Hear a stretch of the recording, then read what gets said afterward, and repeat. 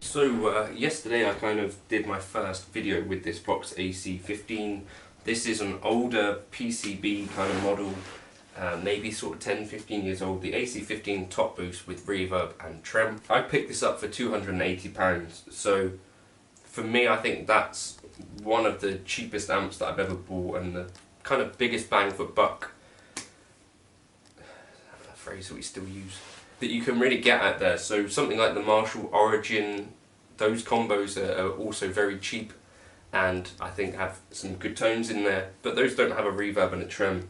That's what's so attractive to me about these cheaper AC15C or the AC30C. Although they're not the same as their hand-wired kind of posher Voxes, you do have the reverb and trem, which those hand-wired models I don't think do. So for me, one of the key things that I like to have on an amp is the option of a spring reverb, especially on an amp like this which doesn't have an effects loop. I think having a spring reverb and a trem in there is just icing on the cake really. As I said, I think there's a lot of other options for Vox stuff. The AC30, AC15 kind of tone has been chased by lots of amp modelers making amp makers out there making clones. So you've got like the Victory VC35 or whatever that's called, little lunchbox version. I guess that's going to be a PCB based amp as well. You've got boutique clones like the Matchless DC30. You've got basically everyone and their nan makes a Vox clone, and generally they're pretty expensive. If you've got examples of Vox clones that you really like, that are you think really good value for money, then please do feel free to leave them in the comments. I think that will help people that happen across this video. If you've had problems with your Vox AC15, that's also a good thing to leave comments about. Or if you've had no problems at all, if you've had good experiences, please share those as well.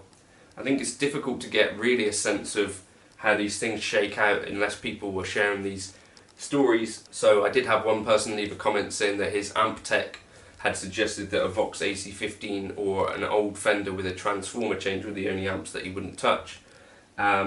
or like a Vox PCB amp, I guess he meant. But I've opened it up, I've kind of looked at it. To me it looks fine, can't see any problems with it. The one issue that there is with it is if you have to take the back off of it, if you had to replace a tube for instance, there's a lot of screws to take out for that, so that's not a quick job. So on a gig you can't just chuck in a new tube easily.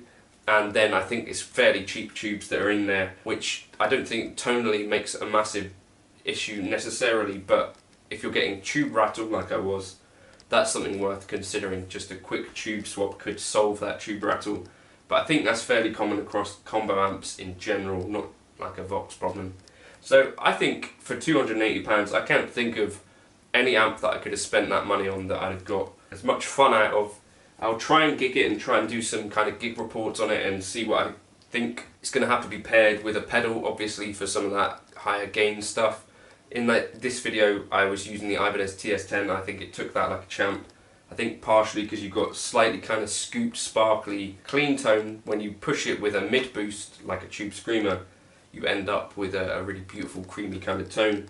That was what I was liking about that. But yeah, all in all, super impressed, and I think worth a look. Check the comments and see if other people say they've had terrible experiences with the Vox AC15 or reliability issues.